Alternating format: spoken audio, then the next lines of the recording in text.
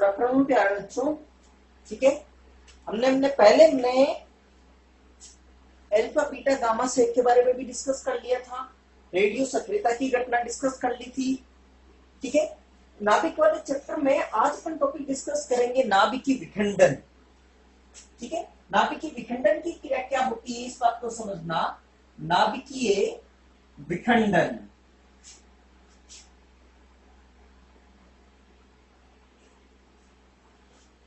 नाभिकीय विखंडन क्या है समझना इस बात को। देखिएगा, जब अपन ने बंधन ऊर्जा के बारे में डिस्कस किया था,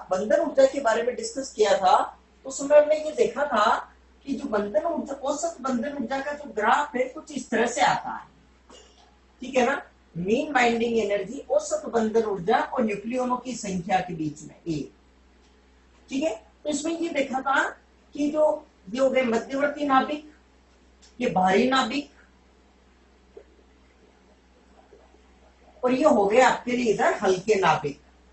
ठीक है ना, और भारी नाभिकों के हमने देखा औसत बंधन ऊर्जा मध्यवर्ती नाभिकों की तुलना में कम है, इसलिए इनका स्थायित्व, स्टेबिलिटी इनकी तुलना में क्या है, कम है।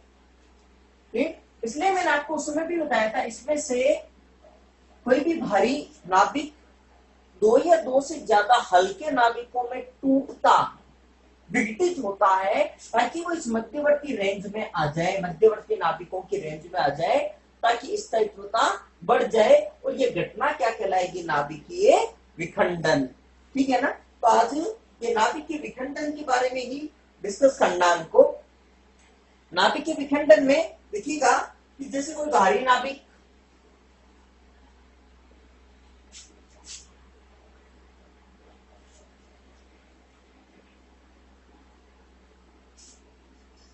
भारी नाभिक जैसे यूरेनियम की बात कर लेते हैं। ठीक है ना, तो यूरेनियम में 235, 238 दोनों ही पाए जाते हैं। 235 अल्प मात्रा में पाया जाता है, 238 बहुत ज्यादा मात्रा में पाया जाता है। इनके जो आइसोटोप्स है समस्थानिक, मतलब 236 और यूरेनियम 238, 39।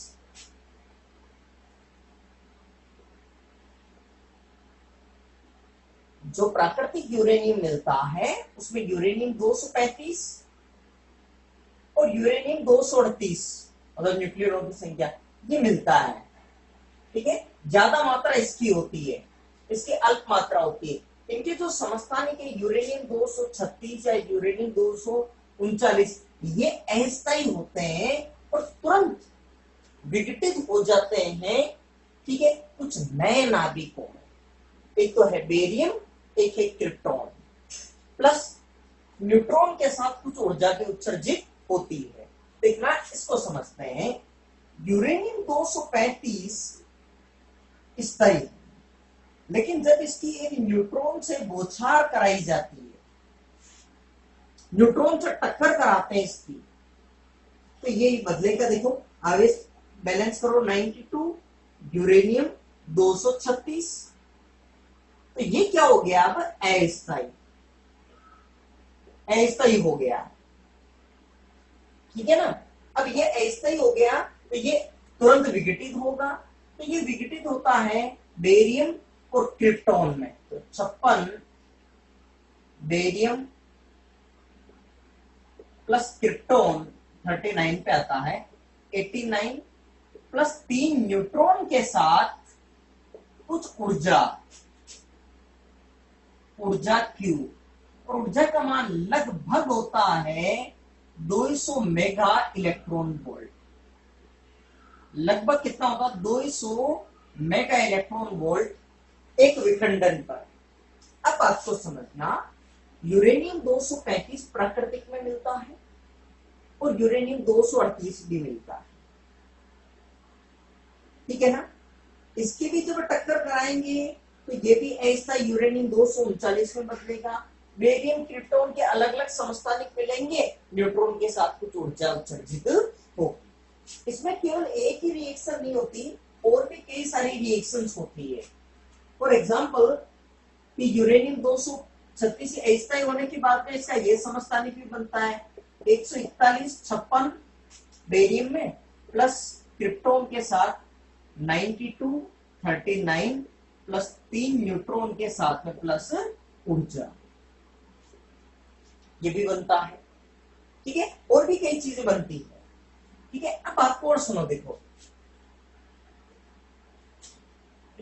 इसमें स्ट्रोंशियम जिनोन भी बनता है, लेकिन आपको इतना याद नहीं रखना, मेनली ये एक याद रख लो।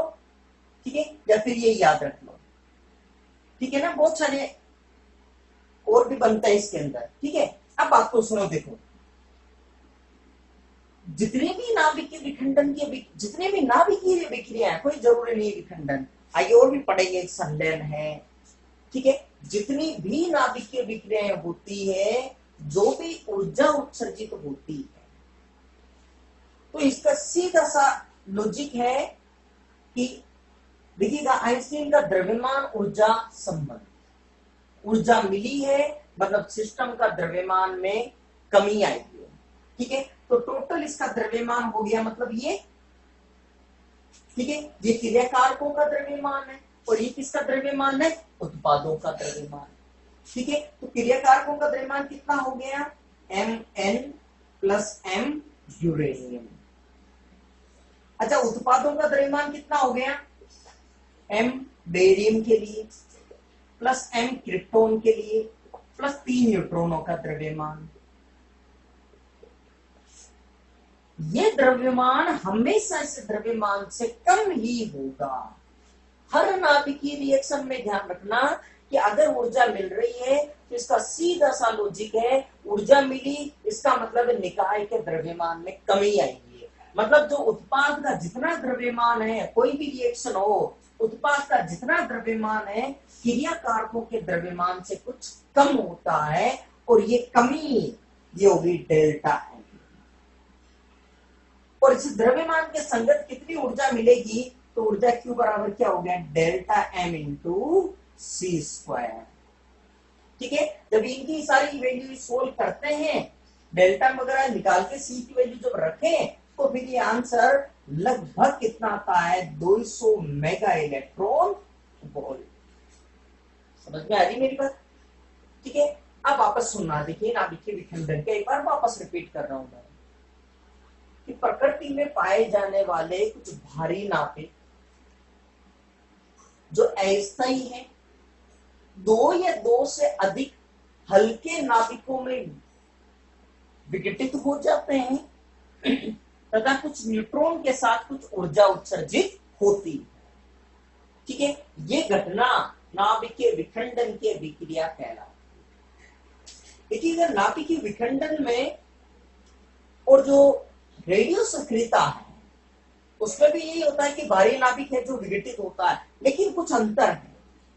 क्या क्या अंतर है समझना। अपन जनरली ऐसी बात करें तो देखिए, रेडियो सक्रियता की घटना एक प्राकृतिक घटना है, ये प्राकृतिक घटना नहीं है।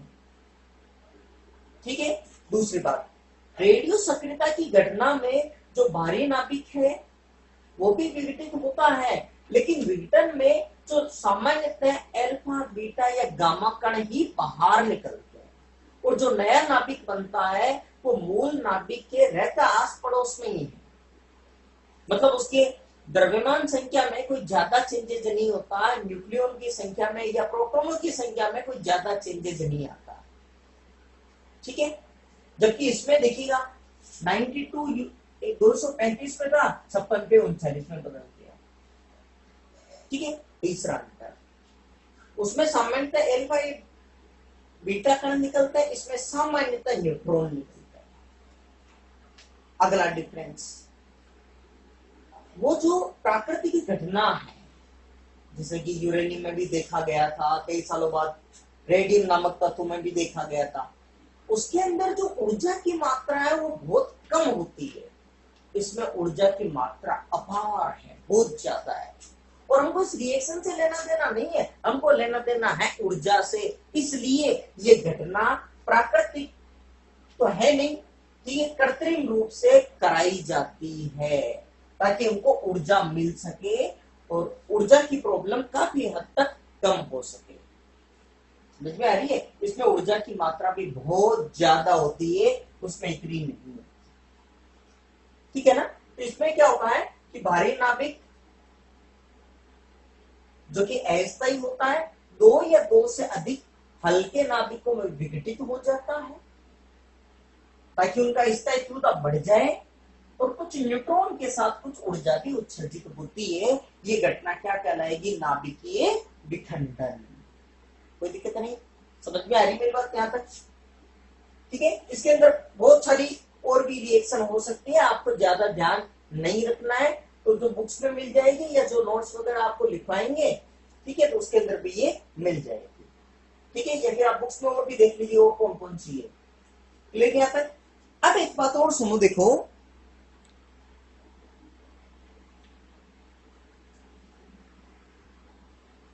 तो मैंने कि ये भी इक्वेशन और लिख दी है, स्ट्रोंशियम जिनोन वाली ये भी है।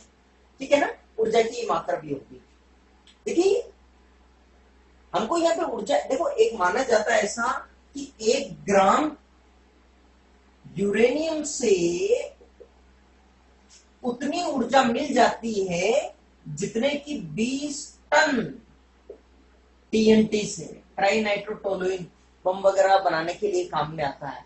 1 ग्राम यूरेनियम से उतनी ऊर्जा मिल जाती है जितने की 20 टन। 1 टन का मतलब आप सोच लो कि 10 बोरी है। ठीक है, 1 बोरी मतलब लोकल लैंग्वेज में 1 बोरी का मतलब कितना हो गया? 100 किलो, लगभग 100 किलोग्राम। ठीक है ना? तो 20 टन मतलब 200 किलोग्राम, 200 बोरी हो गई मतलब।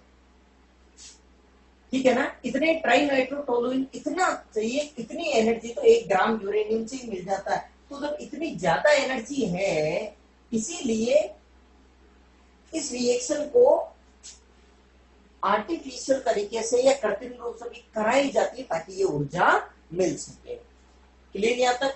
कोई दिक्कत नहीं है? ठीक है, तो अब देखिएगा, चलिए मान लीजिए क्वेश्चन निकल लेते हैं, एक न्यूमेरिकल करते हैं जिसके अंदर अगर पूछ ले आपको कि 1 ग्राम यूरेनियम से उत्पन्न ऊर्जा की गणना करो। क्वेश्चन ये आ गया। ठीक है ना? 1 ग्राम यूरेनियम से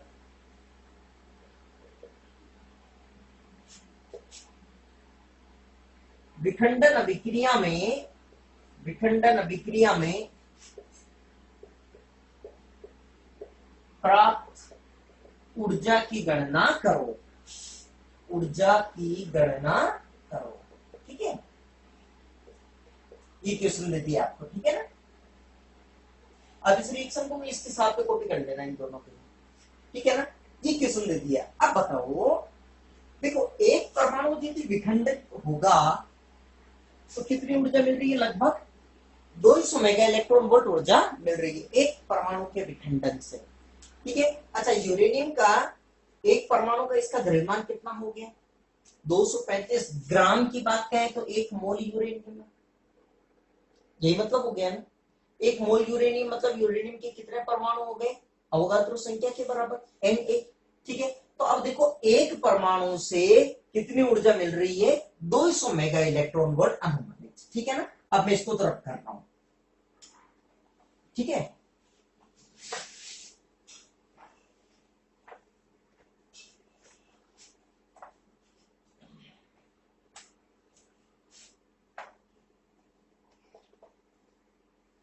आपके पास 1 ग्राम है। अब देखिएगा परमाणु की संख्या देख लेते हैं, क्योंकि एक परमाणु से हमको पता, एक परमाणु से 200 मेगा इलेक्ट्रॉन वोल्ट ऊर्जा मिल रही है, तो इससे कितनी मिलेगी?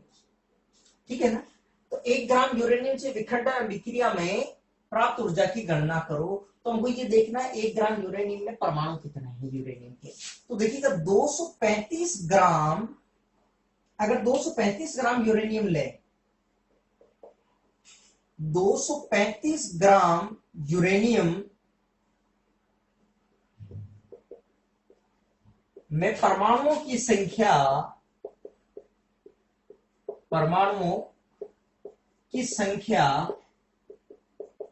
कितनी है बताएं आप? Na, मतलब अवोगाद्रो संख्या के बराबर। ठीक है ना? तो 1 ग्राम यूरेनियम में कितने परमाणु हो जाएंगे? Na/235। इतने परमाणु हो जाएंगे। मतलब ये हो गया 6.02 गुणा 10 की घात 23 अपॉन 235। इतने यूरेनियम परमाणु होंगे। कितने में? 1 ग्राम यूरेनियम में।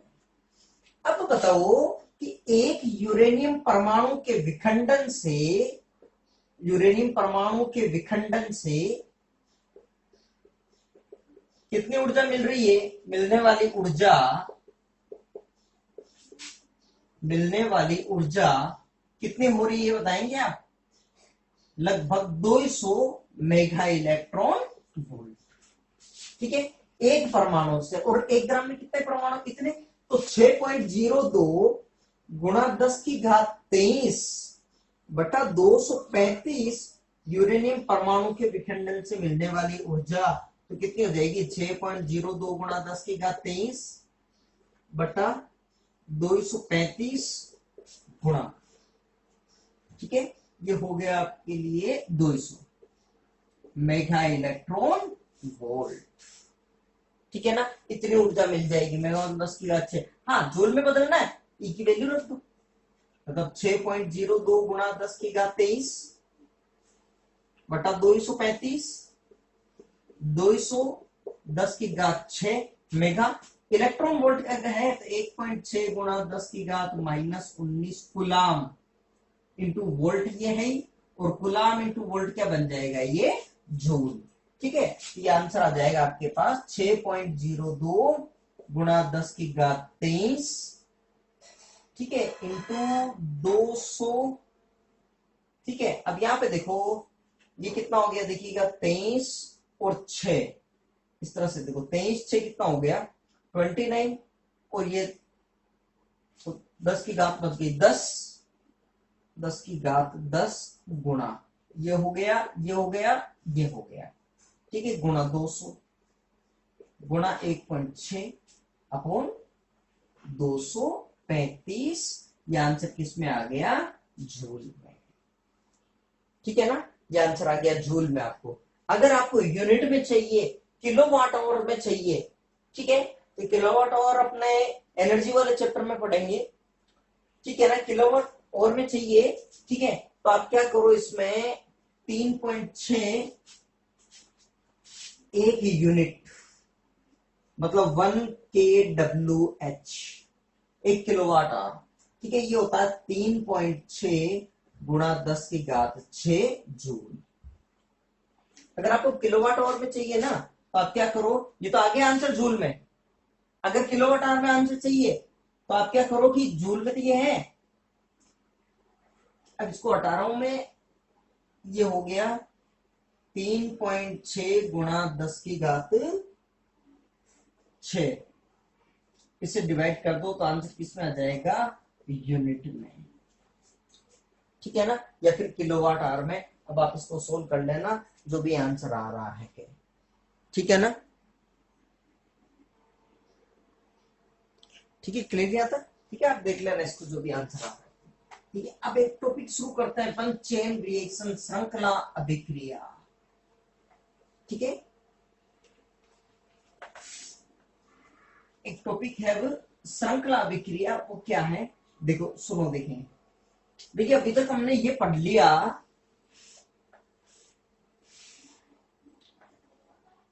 अभी तक हमने ये चीज पढ़ ली कि एक तरह से कि यूरेनियम का जो 235 है 236 में बदल जाएगा न्यूट्रॉन की बौछार कराने पर। न्यूट्रॉन तो अवशोषित करेगा। ठीक है, तो यूरेनियम 235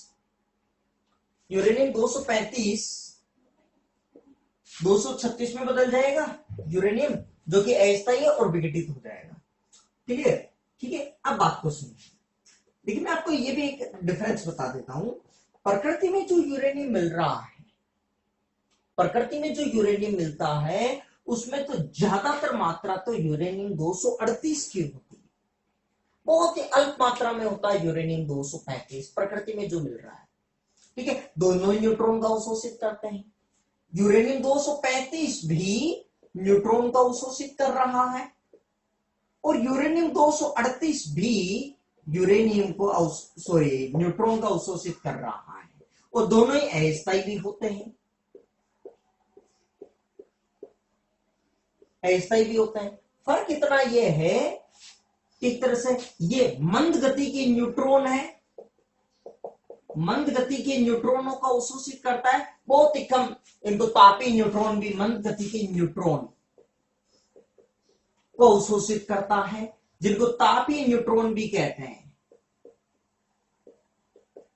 जबकि ये तीव्र गति वाले न्यूट्रॉन है, तीव्र गति वाले न्यूट्रॉन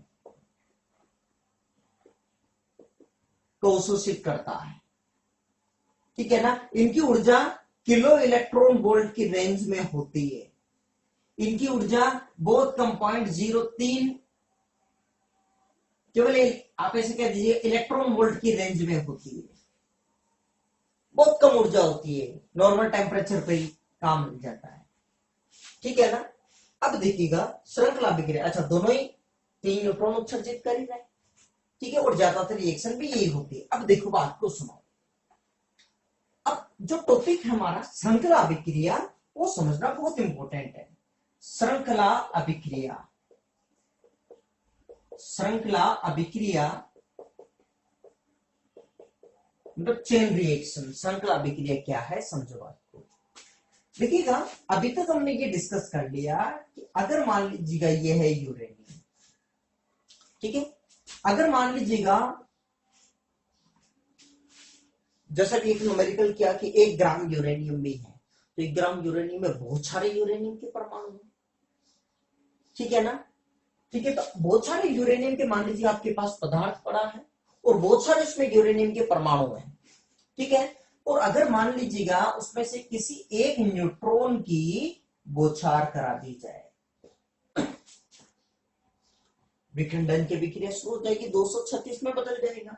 क्या होगा, वो बेरियम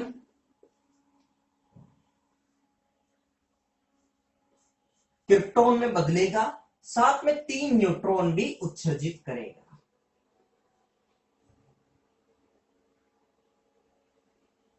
3 न्यूट्रॉन भी उत्सर्जित करेगा, ठीक है ना। अच्छा ठीक है, न्यूट्रॉन उत्सर्जित हुए, तो अब बताइएगा जो पदार्थ पड़ा है, ठीक है, उसमें एक न्यूट्रॉन की टक्कर करा दी 236 में, ये बेरियम और क्रिप्टॉन में कोई ना कोई एक परमाणु टूटा होगा, ठीक है। अच्छा उत्पाद के साथ में 3 न्यूट्रॉन और मिले है ना, ये 3 न्यूट्रॉन शांति से थोड़े बैठेंगे, ये 3 न्यूट्रॉन उस पदार्थ में कोई दूसरे 3 परमाणु को फिर तोड़ेंगे, विघटित करेंगे। तो अब यहां से ये यूरेनियम यूरेनियम यूरेनियम इसको विघटित किया, फिर यहां पर बेरियम क्रिप्टॉन के साथ में 3 न्यूट्रॉन, बेरियम क्रिप्टॉन के साथ में 3 न्यूट्रॉन, बेरियम क्रिप्टॉन के साथ में 3 न्यूट्रॉन उत्सर्जित होंगे, क्लियर यहां तक। अच्छा ये 3 न्यूट्रॉन फिर यूरेनियम के परमाणु को विघटित करेंगे, यूरेनियम के परमाणु को विघटित करेंगे, बेरियम क्रिप्टॉन के साथ में फिर 3 न्यूट्रॉन, यहां से भी देखिएगा बेरियम क्रिप्टॉन के साथ में फिर 3 न्यूट्रॉन, यहां पर भी बेरियम और क्रिप्टॉन के साथ में 3 न्यूट्रॉन को उत्सर्जित करेगा, ठीक है ना। हर परमाणु हर देखिएगा, ये यूरेनियम विघटित हुआ, ये यूरेनियम, ये यूरेनियम, यहां से भी यूरेनियम, ये भी हो गया यूरेनियम, ये भी हो गया यूरेनियम, ठीक है। सबके अंदर ऐसी ही रिएक्शन होगी 3 न्यूट्रॉन के साथ में, और ठीक है, मैं यहां पे न्यूट्रॉन इस तरह से बना देता हूं, इस तरह से,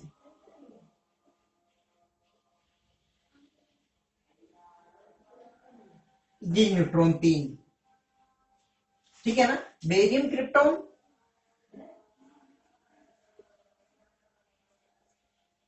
और 3 न्यूट्रॉन, ठीक है ना। इस तरह से न्यूट्रॉन भी उत्सर्जित होने लगेंगे, ठीक है।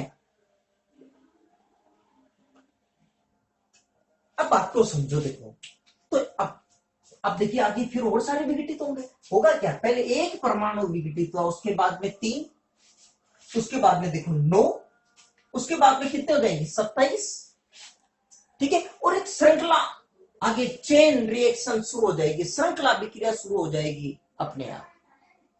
अब ये श्रृंखला विक्रिया, अच्छा इस चीज को तो कहते हैं श्रृंखला विक्रिया कि बहुत सारा यूरेनियम पदार्थ पड़ा है, कोई भी उस पदार्थ में से कोई भी एक परमाणु यदि विघटित हुआ, ठीक है, तो उसके साथ में नए बेरियम क्रिप्टॉन के साथ में न्यूट्रॉन उत्सर्जित हो रहे हैं, ठीक है ना, वो जो उत्सर्जित हुए न्यूट्रॉन अन्य परमाणु को विघटित कर रहे हैं और इस तरह से नए पदार्थों के साथ में बेरियम क्रिप्टॉन के साथ आगे न्यूट्रॉन उत्सर्जित और एक चेन रिएक्शन शुरू हो जाए। क्लियर। अब ऊर्जा की बात करो, समझो, देखो यहां पर ऊर्जा कितनी मिल रही है, एक परमाणु विघटित हुआ 3 न्यूट्रॉन के साथ लगभग 200 मेगा इलेक्ट्रॉन वोल्ट। अब यहां पे देखो ये विघटित हुआ, ये यहां पे 200 मेगा इलेक्ट्रॉन वोल्ट, यहां पे भी 200 मेगा इलेक्ट्रॉन वोल्ट, 3 गुनी। अब यहां पे 200 200 200, हर की 3 गुनी मिल रही है। अब ये चेन रिएक्शन दो तरह की हो रही है, एक तो हो गई नियंत्रित श्रृंखला अभिक्रिया और एक होती है अनियंत्रित श्रृंखला अभिक्रिया। देखिए कंटिन्यू यदि ऊर्जा इस तरह से बढ़ रही है, 200 फिर 600 फिर 1800 हो जाएगी, फिर 5400 मेगा इलेक्ट्रॉन वोल्ट, और अगर इस तरह से अगर रिएक्शन अगर बढ़ी और ऊर्जा भी, तो कुछ ही टाइम में ये एक विस्फोट का रूप धारण कर लेगी, जैसे बहुत बड़ा एक तरह से एक्सप्लोसिव हुआ हो, विस्फोट हुआ हो, ठीक है ना, वो एक तरह से ऐसी कंडीशन होने लग जाएगी, ठीक है, और अनियंत्रित हो जाएगी, अनकंट्रोल हो जाएगी, जैसे कि परमाणु बम में हिरोशिमा नागासाकी के ऊपर जो परमाणु बम हमला हुआ था, आप मानोगे नहीं, उसके अंदर लाखों लोगों की जान गई थी, ठीक है ना। तो ये बहुत, जैसे परमाणु बम में अनियंत्रित श्रृंखला अभिक्रिया ही होती है।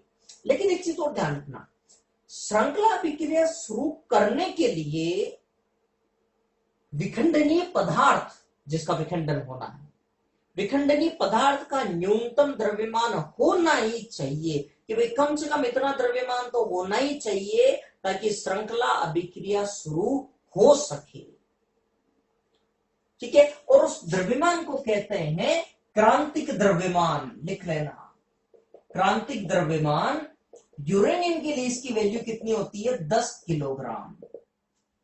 तो क्रांतिक द्रव्यमान क्या होता है, किसी विखंडनीय पदार्थ का वह न्यूनतम द्रव्यमान, विखंडनीय पदार्थ का वह न्यूनतम द्रव्यमान जिससे कि श्रृंखला अभिक्रिया प्रारंभ हो सके। यूरेनियम के लिए इसकी वैल्यू कितनी है, 10 किलोग्राम, मतलब 10 किलोग्राम यूरेनियम होगा तो श्रृंखला अभिक्रिया शुरू होगी, अदरवाइज नहीं, ठीक है ना। इसलिए परमाणु बम को रखते हैं तो दो अलग अलग पार्ट में रखते हैं ताकि विखंड श्रृंखला अभिक्रिया शुरू ना हो सके, ठीक है। तो दो तरह की होते हैं, यहां तक ये चीज समझ में आ रही है, ठीक है।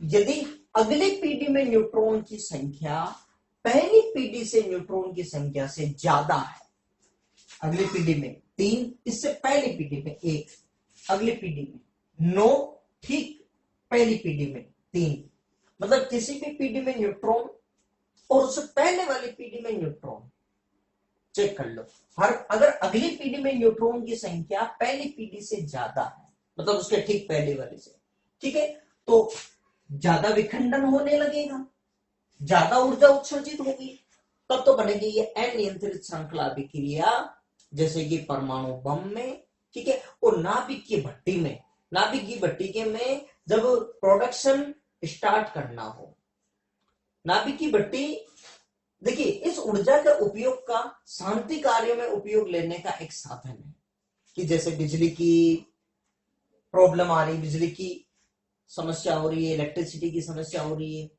ठीक है, तो वहां पर हम इस ऊर्जा को काम में ले सकते हैं, और इसका विनाशकारी रूप हथियार बनाना है, ये हो गया विनाशकारी रूप, ठीक है। तो नाभिकीय भट्टी में भी प्रोडक्शन को स्टार्ट करने के लिए कि एक तरह से हाँ धीरे धीरे चालू तो हो प्रोडक्शन, पहले कुछ ऊर्जा तो मिले, ठीक है, उसके अंदर भी अनियंत्रित स्टार्टिंग में रखते हैं, ठीक है। दूसरी बात, नियंत्रित श्रृंखला अभिक्रिया। नियंत्रित श्रृंखला अभिक्रिया का मतलब ये हो गया कि यदि अगली पीढ़ी में न्यूट्रॉन पहली पीढ़ी में न्यूट्रॉन के बराबर या उससे कम होते हो, मतलब ऊर्जा उत्सर्जित ऊर्जा को नियंत्रित किया जा सके किसी भी तरह से, तो फिर उसको नाम क्या कहेंगे अपन, नियंत्रित श्रृंखला अभिक्रिया, जैसे कि परमाणु भट्टी में होती है। क्लियर यहां तक, ठीक है। इसके अंदर एक बहुत कॉमन चीज है, ये पूछ ली जाती है, एक आएगा पुनरुत्पादन गुणांक, रिप्रोडक्शन फैक्टर। वो क्या है मैं आपको समझाने की कोशिश करता हूं। यहां तक चीज क्लियर है ना, कोई आपत्ति नहीं है, ठीक है। देखिए मैं यहां पर आपको ये एक्सप्लेन करने की कोशिश करता हूं, मैं इसको रब ही कर रहा हूं, आप एक बार इसको कॉपी कर लीजिएगा कि मैं इसको रब कर रहा हूं, फिर समझाता हूं मैं आपको। देखिए पुनरुत्पादन गुणांक के श्रृंखला अभिक्रिया जैसे चली रही थी अभी, कि जैसे फॉर एग्जांपल की यूरेनियम था, ठीक है, बेरियम क्रिप्टॉन के साथ में 3 न्यूट्रॉन उत्सर्जित हुए और फिर 3 परमाणु को फिर विघटित किए, ठीक है, और यहां पे 3 न्यूट्रॉन फिर मिलेंगे,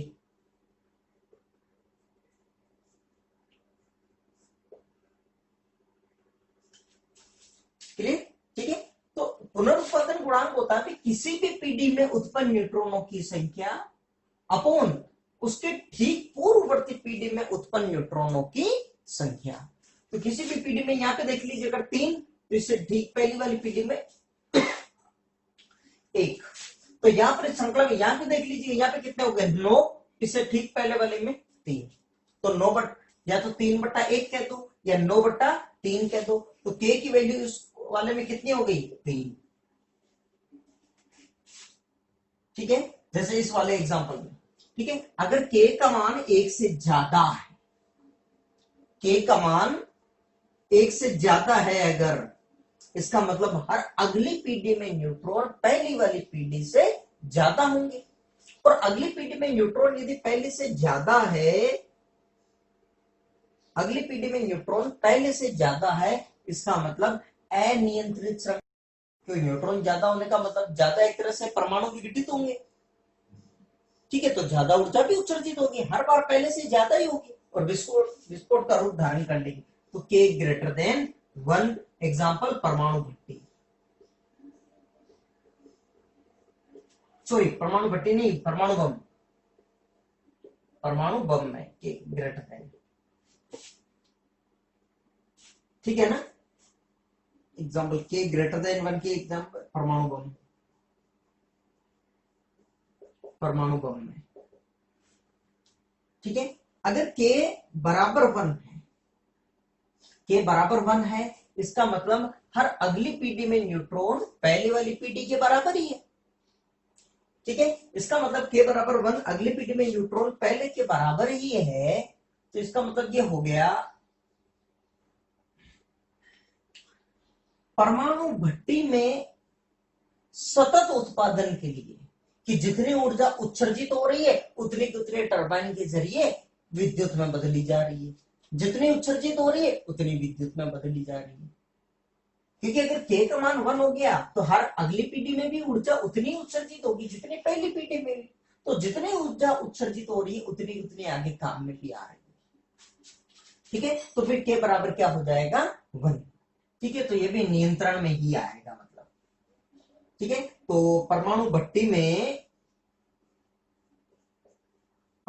भट्टी में सतत उत्पादन के लिए, सतत उत्पादन हेतु, ठीक है, के लेस देन 1 यदि हुआ, के लेस देन 1 का मतलब क्या हो गया, अगली पीढ़ी में न्यूट्रॉन पहली वाली पीढ़ी से क्या है कम, ठीक है, तो अगली पीढ़ी में यदि न्यूट्रॉन कम हुए, इसका मतलब अगली बार में ऊर्जा पहली बार से क्या होगी, कम। तो अगली बार ऊर्जा और भी कम होगी, और भी कम होगी, इसका मतलब क्या हो जाएगा, धीरे धीरे अभिक्रिया बंद हो जाएगी। ठीक है, तो अगर मान लीजिए ऐसा हो कि भट्टी में उत्पादन बंद करना है, कुछ तकनीकी खराबी आ गई है, तो प्रोडक्शन को कुछ टाइम के लिए बंद करना है, ठीक है, तो फिर K<1 रखा जाता है। हाँ, कैसे रखते होंगे, क्या करते होंगे, तो जब परमाणु भट्टी पढ़ेंगे उसमें डिस्कस करेंगे। ठीक है ना, तो परमाणु भट्टी में ये कह सकते हैं इसमें कि परमाणु भट्टी में उत्पादन बंद करने हेतु, उत्पादन बंद करने के लिए, ठीक है, तो अगर K 1 है तो नियंत्रण में ही रहेगी, K 1 है तो अनियंत्रण हो जाएगी। ठीक है, तो परमाणु भट्टी में सामान्यता है, परमाणु भट्टी में, हालांकि प्रोडक्शन को स्टार्ट करने में परमाणु भट्टी में K>1 रखा जाता है कि भाई पहले प्रोडक्शन शुरू तो हो, जितना चाहिए उतना तो लो। ठीक है, परमाणु बम में भी कह सकते हो, आप ये भी लिख सकते हो परमाणु भट्टी में, परमाणु भट्टी में उत्पादन शुरू करने पर, शुरू करने के लिए, ये भी लिख सकते हो आप। ठीक है ना, तो ये तो हुई कुछ चीजें, श्रृंखला विक्रिया क्या होती है, नाभिकीय विखंडन विक्रिया डिस्कस कर ली। फिर श्रृंखला विक्रिया दो तरह की हो गई, नियंत्रित अनियंत्रित। ठीक है, क्या होती है दोनों में, ये भी डिस्कस कर लिया। क्रांतिक द्रव्यमान क्या होता है, पुनरुत्पादन गुणांक क्या होता है, ठीक है, ये सब चीजें हमने डिस्कस कर ली। Thank you class.